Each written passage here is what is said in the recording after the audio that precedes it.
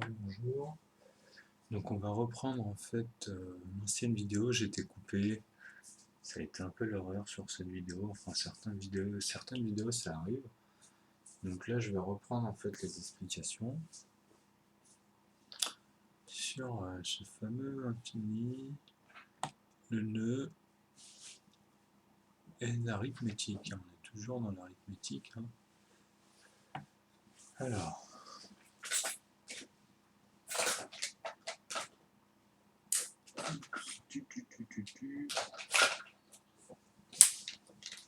donc on va reprendre. En fait, on va commencer par cette partie-là, ce cadran ici. On va peut-être mélanger. Mais bon, j'allais commencer par ça.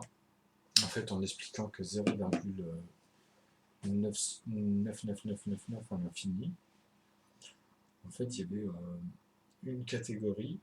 C'est vraiment de poser, en fait, l'explication à la base, c'était vraiment de poser les choses. Parce que dans beaucoup de vidéos que je mets, les mathématiciens, en fait, expliquent plein de choses, mais souvent, enfin, c'est pas qu'on a du mal à les suivre, c'est qu'à un moment donné, en fait, ils n'arrivent plus à être concrets. Ils n'arrivent plus comment dire, à dire où c'est viable, dont ceux qui parlent en fait. Donc il y a des éléments, des fois par moment, où en fait bah, on dit n'importe quoi, puisque on suppose des choses mais qui ne sont pas viables. Pour moi c'est de la fiction en fait, hein. Mais j'y reviendrai. Enfin un exemple, 0,9 en infini, pour moi comme je disais dans la vidéo d'avant, c'est égal à 1 ou c'est égal à 0. Tout dépend du sens où on le prend. Donc ça, c'est vraiment une condition. C'est dans une continuité, en fait, hein. C'est quand on se dit qu'il n'y a que, après la virgule, que des 9, mais qui ne s'arrêtent pas. C'est continuel, hein. C'est ça, c'est dans cet état d'esprit. Donc là, on parle en vrai de fusion et d'alchimie, hein. Donc la fusion, c'est pour expliquer qu'à un moment donné, on change d'état, quoi. Il y a des éléments qui sont obligés de passer par là pour basculer, en fait, hein. Donc j'ai bien mis le marron ici comme trait pour dire que c'est équivalent ou égal à 0 si on part dans ce sens-là. Et si on part dans le sens classique, c'est égal à 1. Donc ici, j'y reviens au fur et à mesure. Donc ici, en fait, c'est une autre partie, hein. Donc ce qu'il faut comprendre ici, c'est que c'est vraiment isolé. Voilà. Alors, 0,99999. Par contre, si on lui rajoute plus 0,1, ici, c'est concret, dans le sens où c'est équivalent à 1. Ça ne peut pas être équivalent à l'inverse, mais il y a une autre forme. Après, on en parlera plus tard. Mais en fait, ici, là, ce 0,1, c'est équivalent à la précision. C'est ce qui nous permet ici, dans ce cas de figure, de dire que les 9 virgules à l'infini nous permet de dire, ici, dans ce cas de figure, qu'avec ce 0,1, on en vient à un entier. Donc ce 0,1 par rapport à l'infinité de 9, c'est ce qui représente là où c'est viable, dans un laser, ou pour les cartes à puce, pour les gravages divers, hein, ne serait-ce que pour les DVD. Mais c'est pas le même, on va dire, c'est pas la même précision, c'est pas le même 0,1, c'est pas le même 0,9999 entre le laser qui fait aujourd'hui les dernières puces Pentium, on va dire, et ceux qui sont dans les classiques, hein. Donc c'est dans cette notion-là. Donc ici, il faut bien faire la différence que là on est dans la fusion, on est dans des éléments où en fait c'est infini, donc c'est dans une constante. Donc cette constante à un moment donné elle devient de plus en plus fondue. La virgule elle disparaît en vrai. Au fur et à mesure que les 9 arrivent en fait à cette unité-là, la virgule elle disparaît en quelque sorte, parce que c'est vraiment mini. C'est comme j'ai déjà expliqué, c'est tellement minimal, c'est tellement petit, c'est vraiment le dernier. Là, c'est même plus du quartz, hein, on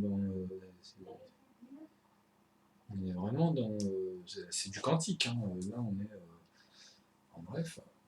Donc, bon, après, pour revenir en fait à cette notion de portion, justement, ou de paquet, ou après, on peut l'utiliser dans plusieurs formes. C'est là où on l'utilise, où on applique dans toutes nos bases en fait, c'est 0,9 plus 0,1 est égal à 1, 0,99 plus 0,1 est égal à 1, 0,999 plus 0,1 est égal à 1. Donc là, c'est pour vraiment donner en fait l'esprit du cheminement, pour bien se rendre compte que ici, nous sommes en fait dans, on va dire, dans l'application imaginaire ou bien justement dans la fusion, dans la cuisson, dans les éléments comme ça, en fait, dans l'alchimie ou dans la fusion. Ici, on commence à être plus précis, on commence à avoir un outil pour vraiment mesurer ou aller tricoter ces choses-là, on va dire. Et là, par ici, ben là, c'est carrément les portions plus concrètes, plus palpables, on va dire. À l'œil humain, par exemple, ou dans nos notions en globalité. Donc là, c'est vraiment ces bases-là qu'il faut retenir aussi par rapport à la suite et par rapport à ce que j'ai mis aussi avant pour bien faire la différence dans le nom, dans sa structure à l'intérieur. Donc j'ai refait ici le tableau, en fait j'ai appelé ça la matrice des nombres, mais on va y revenir plus tard. Donc ici, en fait, si vous vous souvenez dans la vidéo d'avant, j'avais expliqué que ça, c'est notre univers, hein. En fait, cette partie-là, c'est tout ce qui est plausible à notre échelle. C'est-à-dire que là, c'est de 0 à 9, et c'est vraiment une partie infinie qui représente tout notre univers. On peut calculer tout. Donc c'est pour ça que je l'ai en fait assemblé à cette droite, en fait, cette ligne qui représente ici les moins et les plus, donc ils sont là, en fait, hein. Et après, bah, tout ça, on peut les jouer avec les plus, les multiplier, les plus, les diviser. Après, ça vient par 3, plus, moins, multiplier, plus, moins, diviser, moins, multiplier, diviser. Ensuite, c'est multiplier, diviser, plus. Ensuite, c'est diviser, plus, moins, plus. Et là, c'est les 4. Plus, moins, multiplier, diviser. En fait, ici, comme je vous ai dit, ça projette toujours au plus diminutif, les chiffres les plus diminutifs, hein, au reste. Et ici, au plus diminutif, on pourra amener toutes les formules en fait, qui vont évoluer au fur et à mesure et qui vont englober ça, qui vont représenter ici dans ce noyau toutes les thèses et formules qu'on pourra tirer de la théosophie du 9, puisqu'on incarne toutes les combinaisons. Et de toute façon, c'est comme un puzzle. Je vous ai dit, c'est comme si que dedans, vous avez tous les labyrinthes, tous les puzzles. Il suffit juste de suivre la méthode et de le laisser faire. Et on voit tout à l'intérieur, on peut se balader. Après, une fois qu'on connaît en plus les mécanismes, on peut aller à l'intérieur de tous ces éléments-là. Donc maintenant, ce que je voulais en venir ici, par rapport aux autres, pour bien faire comprendre en fait ce principe-là, c'est qu'ici, en fait, ici, nous sommes dans un univers. Ici, c'est dans les dizaines, toujours pareil, hein, c'est question de mesure. Donc ici, on est dans les dizaines et leur infinité. Ici, nous sommes dans dans les unités et leur infinité. Vous voyez, par rapport à notre univers ou par rapport à tout ce qui est plausible, de toute façon, ça ne peut pas être autre chose. Jusqu'à un moment donné, comme on dit dans tous ces schémas-là, ici, en fait, au fur et à mesure, ça se raccorde. Ça se colle à là. Mais ça n'a plus rien à voir. Et en fait, ça amène des jonctions dans les dizaines, dans les centaines, d'infinité. Et après, bon, c'est pas dans l'histoire globale de tout ce qu'on peut imaginer dans le temps, le passé, le présent, le futur. À un moment donné, il faut se mettre d'accord à se dire que, quoi qu'il arrive, hein, nous vivons un présent. Qu'il soit dans notre univers ou ailleurs, on le vit tous. On vit tous ce présent. On vit tous ce moment qui passe. Car, comme je dis, c'est la matrice. En fait, c'est juste de la fusion, c'est juste, comment dire, c'est de l'alchimie, quoi. Voilà, c'est des mélanges, c'est comme une cuisine en quelque sorte. Donc, bah, arrivé à une certaine échelle, cette énergie, elle change, elle arrive à une autre échelle, comme le son, la lumière, etc. et autre chose encore. Donc ces notions maintenant de particules ou ces notions, on va dire, qu'on peut avoir, on peut les pousser à des chiffres et à un moment donné, vous allez vous rendre compte que la lumière, par exemple, elle va galérer. Elle va arriver en fait dans une autre forme de proportion qu'elle-même va galérer comme pour au départ le son. Et ainsi de suite. Et ça continue. Bon, maintenant, il faut aller jusqu'au bout des raisonnements, des chiffres, en fait, pour pouvoir après tomber sur d'autres formes. On sait que ça change de forme. Et quand on prend ça et qu'on prend la suite et ainsi de suite, vous allez voir que c'est magique, c'est comme ça, c'est la logique des choses. Ah ben, c'est toujours dans cette forme de disunité ou de... enfin des 10 nombres, de 10 éléments ou de ces vachement de ce 9, toujours le plus élevé dans les calculs, dans ce qui est quantitatif, de ce qu'on peut euh, automatiquement calculer. Bon, après, on y reviendra sur maintenant, plus tard, moi j'y reviendrai sur l'énergie libre. Donc après, à partir de là, dans les balances, les ondes, c'est lié, hein, tout ça ici, on pourrait être bien plus précis avec ça, hein. Bon, après, ça c'est, encore une fois, là, c'est pas les chiffres, ça c'est des mécanismes. Donc les chiffres, on va les poser après par rapport à ce qu'on sait. Et au fur et à mesure, bah, ça donnera des chiffres, quoi, hein, c'est comme ça, hein. Ça permet de mesurer. Bon, alors, attendez. Là, ici, en fait, oui, je voulais en venir aussi qu'il y a ce cercle global qui est étendu dans les deux sens ici. Je voulais expliquer que ça, en fait, ça représente zéro. Ça représente le sans angle. Il n'y a pas d'angle comme ici dans l'univers. Et à chaque, en fait, partie là, on va dire, il y en a, ils les voient comme des membranes, il y en a, ils les voient, ça dépend. Mais pour moi, c'est une forme de dilatation qui, à chaque fois, de cette énergie, en fait, qui sert de mur, comme dans les atomes ou les électrons entre eux, hein, qui sert en fait, bah, voilà, c'est de là à là, on passe à autre chose, quoi. Et c'est cette notion-là qu'on a du mal à chaque fois à mettre, et quand on parle à chaque fois, après on part quand ils vont loin, à un moment donné, ils ont du mal à rester concret. Donc ici, pour moi, donc je dis l'ensemble, c'est zéro, parce qu'en fait, ça représente quelque chose qui a toujours existé, qui a toujours été, qui sera toujours, et qui fait évoluer d'ailleurs les choses, hein. À l'intérieur, il y a plusieurs univers, où il y en a, ils pensent qu'il n'y en a qu'un seul. Moi, pour moi, en fait, ça revient au même. Quand je dis il y en a plusieurs, c'est leur norme. Une fois dans leur dilatation, elle change, ça change. C'est plus la même notion. L'imputrescible change de propriété. En fait, il y aura trois éléments à un moment donné qui vont arriver. Et bon, on en reparlera au fur et à mesure.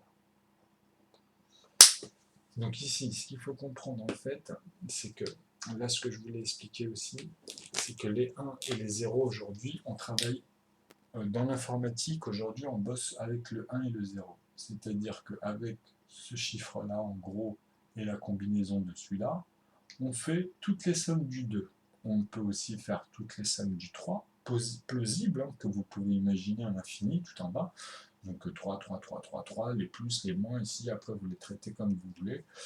Donc tous les 4, les 5, les 6, on peut toujours faire ça, mais ça sera toujours plus long. C'est-à-dire que le 1, pour faire des 2, bah, c'est deux paquets de 1. Donc un 2, bah, c'est un seul paquet de 2, hein. Et ainsi de suite. Pour faire le 3, il va faire 3 paquets de 1 ou un paquet de 2 et un paquet de 1. Donc ici, ce sera toujours un peu plus moins laborieux dans le sens où il y aura moins de calculs. Et ainsi de suite. Donc moi, en fait, le décimal, moi, en fait, grâce à ça, je vois tout cette arithmétique autrement. Moi, je ne parle qu'en 9, de 0 à 9. Donc eux, ils utilisent un élément en fait qui fait monter ou là, moi, il y en a 5 éléments. Donc le premier, il y en a 2, hein, 0 et 1. Après, c'est 2, 3. Après, c'est 4, 5, 6, 7, 8, 9. Vous voyez? Donc vous avez les 10 chiffres. Et ça, dans cette arithmétique-là, moi, bah, c'est complètement une autre architecture qui est prise en compte en fait. Donc ça, c'est à revoir aussi. Donc voilà. Donc il faut bien comprendre que si on part de ce point-là et qu'on amène toutes les sommes plausibles qui sont l'équivalent des autres, ça sera toujours plus long. Ça, c'est à retenir, c'est très important. Donc ici, ça sera moins long que le 1. Ici, ça sera moins long automatiquement que le 2 et encore moins long que le 1. Ici, ça sera encore moins long que le 3, moins long que le 2 et effectivement beaucoup moins long que le 3. Toujours comme ça. C'est toujours comme ça qu'il faut penser. Donc voilà. Après, on reviendra sur les principes, parce que comme je ne les ai pas exposés avec le nœud, ici sur le tableau, j'en ferai quelques-uns et j'essaierai même de toujours mettre un rapport avec cet élément-là. Donc ça, vous verrez au fur et à mesure, parce que c'est dans sa structure comment les chiffres jouent à l'intérieur, etc. Et qui sont tous coordonnés, hein. Ici, à l'intérieur, tout est coordonné. C'est pour ça que ce serait bien un logiciel ou quelqu'un qui est programmeur. Moi, je cherche une personne qui invente des touches, qui a de l'expérience, hein, qui fait le Pascal, en fait. Et ce qui serait bien, ce serait d'inventer... en fait, ils ont fait Phi, ils ont fait... ils ont fait Pi, vous voyez, ils ont fait ces touches-là, ils ont fait cette touche-là. Ah ben, moi, j'ai envie de faire cette touche-là, qui est en fait un principe pareil, hein, j'ai les mêmes... c'est, comment expliquer? C'est dans les mêmes principes, dans le sens où après, ben, ceux qui savent faire, ceux qui savent le créer, ça, ben, moi j'ai ce qu'il faut pour créer celui-ci. Donc ça sera une touche en fait que d'ailleurs on pourra l'utiliser sous plusieurs formes. Mais déjà commencer à faire ressortir les données qu'elle a. Donc après, arriver à son architecture et arriver à faire en fait même plusieurs programmes dessus, ça serait une dinguerie. Mais déjà juste à sortir en touche, ça étonnerait beaucoup de monde. Donc ça c'est le petit truc qu'on peut faire classiquement chez soi, avec du temps bien sûr je suppose, puisque moi j'ai aucune notion de ça, j'ai jamais vu faire les Pascal et tout, donc comment ça se crée de base. Ça par contre j'en ai même pas vu encore, je sais comment j'ai fait un ordinateur parce que je voulais voir si mes notions étaient bonnes, mais en fait oui, c'est même mieux que ce que je pensais. Bon, je vais revenir aussi maintenant sur une chose que j'avais entendue sur une vidéo. C'était en fait, ils imaginaient une personne qui partait d'un point avec le même diamètre de stylo, avec le même stylo en fait, et qui faisait une ligne, mais qui ne s'arrête jamais, jamais, jamais, jamais. Donc c'est toujours une ligne infinie. Ils expliquaient en fait qu'en faisant des points parallèlement avec le même stylo, une autre personne en fait fait des points comme ça, des points, mais que des points, mais fait le même trait, exactement le même trait. Donc ils disent qu'en fait que c'est deux infinis qui amènent à un paradoxe. En fait, puisque c'est pas le même infini, c'est deux infinis qui sont parallèles. Alors moi j'ai envie de lui dire que c'est complètement con ce qu'il raconte, hein, parce que justement c'est là où j'expliquais qu'ils sont totalement linéaires, à un moment donné ils partent dans tous les sens, et ce qu'ils disent c'est plus plausible, ils inventent des paradoxes, en fait ils sont allés tellement loin qu'ils se sont perdus. Donc je vais expliquer ce principe. La personne en fait qui va faire des points et qui va arriver à une certaine vitesse, en fait c'est toujours le même problème de vitesse. Donc si la personne qui a fait le trait le fait assez lentement pour que celui qui est au-dessus, qui fait les points, comble en fait cet espace, donc à un moment donné ça fait un trait, hein, on comble cet espace, il va encore plus vite, hein. Donc à un moment donné, ça fait le trait, quoi. C'est comme si que la personne comblait son espace et faisait son trait à l'infini. Donc c'est une question de vitesse. Donc si la personne va plus vite, pourra le faire même pour être devant lui ou aller au même rythme, hein, pour compenser en fait tous les points, les allers-retours à chaque fois de la main. Donc un trait, on part d'un point et on glisse à l'infini, quoi. Donc cette personne qui imaginait en fait ces points apparaître et ce trait qui continue, il faut bien qu'il se dise c'est une question de vitesse. Et que quoi qu'il arrive, en fait, c'est la même chose. Ça revient à la même. Pourquoi ils disent deux parallèles donc ton point, que tu le fasses dans une surface, vous comprenez, c'est-à-dire qu'il faut que ça soit viable. Nous là, quand vous parlez, on a un espace déjà infini, on le sait. Donc à partir de là, c'est pas viable, puisque c'est ce qu'il raconte, ça se fait dans la nature. Mais nous, on ne peut pas le faire, même si on met des siècles, etc. À un moment donné, ça va être bloqué, quoi. Je veux dire, il y a quoi qu'il arrive, ça sera faussé à un moment donné, ce ne sera pas correct tout le temps. Il y a un mec qui va galérer, il va attraper une maladie, il va avoir la diarrhée, ou j'en sais rien. Enfin bref, je veux dire, à un moment donné, il va y avoir un hic. Donc, mais même de manière plausible, même si on l'imagine dans la nature, c'est pareil. Vous avez une surface, elle doit se remplir d'eau ou par à coup d'eau, par verre, et à un moment donné, cette surface-là sera remplie, quoi, même si elle est infinie. Puisque quoi qu'il arrive, comme j'explique, c'est une question de quantité ou de vitesse pour l'œil humain. Mais une fois que ça va dans la même vitesse par rapport à mettre les verres d'eau et que ça coule de la même manière, je veux dire, ça va se remplir de la même façon et ça va avancer de la même façon. C'est juste une question d'organisation par rapport à l'action et aussi, il faut voir le volume de l'action, etc. De quoi on parle, c'est toujours pareil. Donc voilà, c'était pour mettre un petit point sur quelqu'un qui avait embrouillé sur une vidéo que j'ai mis dans TV Science, ça doit être la 2 en fait, je crois, sur les chaînes là, que j'ai mis, sur les postes. Et puis voilà. Donc bon, là ici, en fait, si on remarque bien, ça les traits rouges aussi, c'est pour dire qu'en fait, c'est les zones. Hein. Nous arrivons, en fait, c'est pareil ici, mais c'est toujours en bas. Tout ça, c'est en bas. Donc après, à force, tous ces trucs-là, en fait, vont toucher ici, vont se coller à des éléments qui vont amener, en fait, à d'autres. Mais bon, c'est, comme j'explique, c'est qu'à un moment donné, on est obligé. C'est plus viable. euh, Enfin, si, pardon, excusez-moi. Si, c'est toujours viable dans cet espace-là, mais à un moment donné, on est obligé, puisqu'en fait, ce qu'il faut comprendre, c'est que ça évolue avec ça. Ça évolue avec ces éléments-là, en fait. Mais bon, ça, on les expliquera au fur et à mesure. Donc ici, je vais vous mettre le présent, qui va en fait vers le futur, et le passé, en fait, ça vient du passé. Toute la somme du présent, c'est celle du passé, et la somme du présent amène à celle du futur. Ou celle du futur, voilà. Dans la chimie, hein. Moi je parle là de la chimie, de comment la matrice, la matière évolue. Hein. Donc on rentre dans ce cas de figure ici, hein. On est vraiment très terre à terre. Hein. Après, effectivement, la fiction, ce sera pour une autre fois. Voilà. Et bon, encore une fois, tout ce qui est imputrescible, on ne peut pas revenir dans une recette. Hein. Quand vous avez mangé, que vous avez fait votre plat, vous ne pouvez pas revenir en arrière sur sa chimie. Hein. Ça s'est évaporé dans les airs, aller récupérer tout ça, etc. Enfin, je veux dire, à un moment donné, il faut rester un minimum rationnel. Donc je reviendrai sur la matrice des nombres et un peu plus d'explications. En fait, là, je pense que c'est bon. Hein. Qu'est-ce que j'aurais pu louper? Les portions, oui, ici les pourcentages, j'avais mis C qui divise A, qui A divise B. En fait, j'avais expliqué que voilà, ici il y a les pourcentages, les congruences, vous pouvez mettre tout. Hein.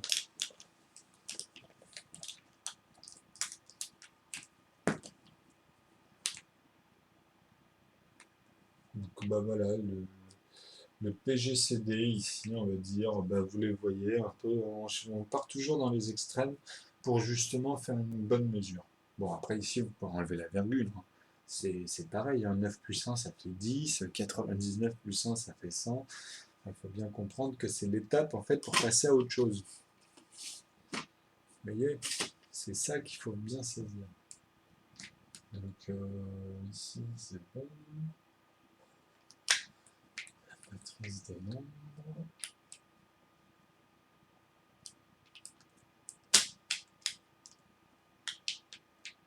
Donc l'échelle, ça ici, en fait ici on peut imaginer aussi plein de labyrinthes par rapport à tout ce qu'on a vu dans les congruences, dans les divisibilités, etc.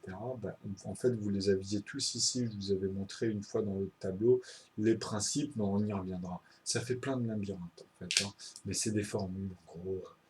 Et dans les formules, il y a d'autres formules plus loin en fait qui amènent à reformuler les formules, etc.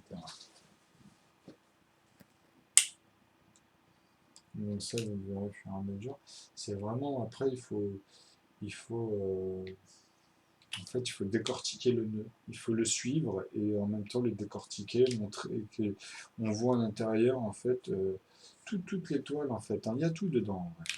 Après, comme je dis, c'est juste un outil pour le poser dans la vie de tous les jours, sur ça ou ça ou ça, et ça, on l'expliquera au fur et à mesure, mais il faudrait déjà y arriver à exposer au fur et à mesure. Mais je le ferai, c'est parce que là, en fait, il fallait que je fasse ça pour voir la véracité. Maintenant, je ferai au fur et à mesure, j'irai, comme je dis, dans les formules. Hein. Mais je l'ai jamais fait, ça aussi. Hein. C'est pareil. Hein. C'est des choses, tout ce que vous avez vu là dans les 15 vidéos, j'ai jamais fait ça. Hein. Ça me trotte depuis un moment. Là, j'en ai eu un petit ras-le-bol. Je me suis dit, allons-y, puisque je ne fais pas mes sites, je ne fais pas en fait tous mes projets. Donc, au fur et à mesure, ben, à un moment donné, je me dis, bah, ah oui, Google Plus a bien évolué. Bon, ben voilà. À bientôt pour la suite.